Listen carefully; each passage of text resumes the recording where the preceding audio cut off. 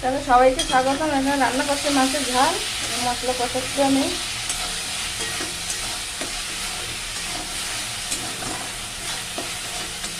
মশলা দিয়ে আমার তেল ছেড়ে দিয়েছে।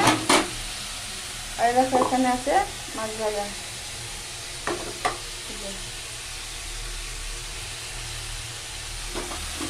মাছের ঝাল হবে আস্তে আস্তে করে।